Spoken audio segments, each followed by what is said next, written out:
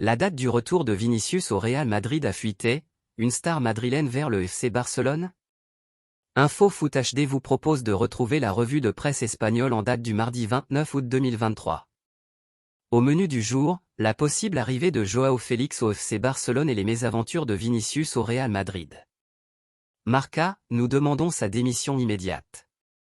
L'affaire Rubial continue de faire les choux gras de la presse espagnole avec une demande de retrait immédiat réclamée en urgence. Selon Marca, Vinicius Junior manquera les 5 prochains matchs du Real Madrid et ambitionne de revenir le week-end du 7 à 8 octobre contre Osasuna. AS, 1 mois et demi sans Vinicius. L'absence de Vinicius Junior pour les 6 prochaines semaines va handicaper le Real Madrid, qui n'aurait néanmoins pas prévu de recruter d'ici à la fin du mercato estival. De son côté, l'éclosion fulgurante de Lamine Yamal pourrait pousser Rafinha au départ du FC Barcelone. Presse catalane. Sport, un levier pour les deux Joaos. Selon Sport, le Barça serait tout à fait capable de recruter à la fois Joao Cancelo et Joao Félix sur ce mercato. À une condition toutefois, le départ d'un joueur offensif. Rafinha et Ferran Torres sont les noms qui reviennent le plus dans les rumeurs, avec un intérêt de Chelsea à leur égard. Mundo Deportivo, Cancelo et un de plus. Mundo Deportivo semble aussi persuadé que l'arrivée de Cancelo en provenance de Manchester City ne sera pas la dernière du FC Barcelone cet été. Le nom de Félix revient fort. Le carton historique de l'Atlético Madrid face au Rayo Vallecano, 7-0, est également mis en exergue. 13h35, des nouvelles de Lucas Ocampos. L'ex-chouchou du Vélodrome devrait vite signer à Fulham, car les Cottagers et Séville ont trouvé un accord. Sky. 13h, le RB Leipzig n'a pas fini son mercato. Après Loïs Openda, Castello Luqueba ou encore El Shaddai Bitsiabu, le club allemand s'intéresse au latéral gauche de l'Eintracht Francfort, Christopher Lenz, Sky Sport. 12h45, le Stade Rennais devrait aller au bout dans ses négociations pour un attaquant de pointe, l'équipe. On parle aussi d'un intérêt du club breton pour un international français. 12h, une nouvelle recrue bientôt officialisée à Naples. Il s'agit de Jesper Lindström qui passe actuellement sa visite médicale à Rome. Le joueur danois arrive en prêt, en provenance de l'Eintracht Francfort, Sky Sport. 11h30, West Ham s'active pour enrôler un nouvel attaquant brésilien. Yuri Alberto, Corinthians, Pedro, Flamengo, Marcos Leonardo, FC Santos, sont les pistes évoquées par Sky Sport. Les autres dossiers brûlants à surveiller dans les prochaines 24 heures, Matheus Nunes, Man City, Matteo Guendouzi, Lazio, Randal Kolo Muani, PSG, Trevoh Chalobah, Bayern, et Mohamed Salah, Al Ittihad. Manchester United et le Bayern négocient pour un échange Scott McTominay et Ryan Gravenberch. Cette transaction pourrait arranger tout le monde, Mu cherche désespérément un milieu 8, et le Bayern manque cruellement d'un si. Bild, et pendant ce temps-là, Harry Kane continue ses débuts réussis en Bundesliga. Voici les 2 buts de la recrue bavaroise contre Augsbourg.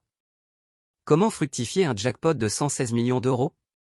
Grâce à la vente de Declan Rice, West Ham a pu s'offrir ses 3 recrues de prestige pour rééquilibrer son effectif et s'affirmer comme un outsider pour une qualification en Ligue des Champions. Séisme de l'autre côté de l'Atlantique. Après avoir réussi l'exploit de qualifier le Canada à la Coupe du Monde 2022, le sélectionneur John Herdman a démissionné pour prendre les rênes de Toronto FC. Le Canada, pays hôte du Mondial 2026 aux côtés des États-Unis et du Mexique, entre donc dans un nouveau cycle. Sur les réseaux sociaux, les supporters canadiens blâment la fédération pour cette démission. Manque d'investissement et d'ambition semble être le principal motif de contestation. Nouvelle révélation sur le retour avorté d'Alexis Sanchez à l'Olympique de Marseille. Plus d'informations ici. Benjamin Pavard et Trevoh Chalobah, destin lié. Qui l'eût cru? L'Inter négocie avec le Bayern pour Pavard, mais le club munichois tarde à donner son accord car il veut boucler l'arrivée de son remplaçant numérique Chalobah. Affaire à suivre. Bild Sky. Romelu Lukaku est attendu à Rome mardi soir pour finaliser sa cession au Giallorossi. Le prêt coûtera 9,5 millions d'euros au club de José Mourinho. Sky. Manchester United poursuit sa quête d'un milieu axial. Pierre-Emile Hojbjerg, Sofian Amrabat et Ryan Gravenberch sont prétendants au poste. Sky. Le nouvel entraîneur de Tottenham, Ange Postecoglou, a fait le point sur la situation délicate de Tanguy Ndombele. Morceau. Porto va s'offrir un joueur de l'Ajax en prêt. Le latéral droit mexicain Jorge Sanchez sera prêté avec une option d'achat de 4 millions d'euros. Fabrizio Romano, Thierry Henry a donné ses premiers mots en tant que sélectionneur de l'équipe de France Espoir. Officialisé depuis le 21 août dernier, Thierry Henry était seulement présenté aujourd'hui devant les médias. L'occasion pour lui de s'exprimer sur son arrivée mais aussi de dévoiler les coulisses des négociations. Je suis vraiment heureux d'être ici, je suis honoré. Je vais pouvoir rechanter la Marseillaise avec fierté, je le faisais déjà à la maison, c'est quand même important. Je le faisais à la maison. Je ne le pouvais pas sur le banc de l'autre côté, Belgique. Je laisse aussi un message à ma deuxième patrie, Belgique. Mais je suis français et je suis heureux de reporter le coq. Henry est fier et honoré.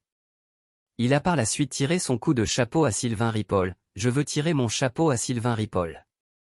Entraîner une équipe espoir, ce n'est pas évident. Gagner avec les espoirs, ce n'est pas facile. La génération change tous les 2 ans. Les meilleurs vont plus haut, c'est normal. On peut aussi avoir des bâtons dans les roues avec les coachs. C'est pour ça que je voulais tirer un grand coup de chapeau à Sylvain Ripoll. Je suis honoré, fier, heureux et content de retourner à Clairefontaine. J'y ai grandi, on a fini avec l'équipe de France. Merci d'être venu.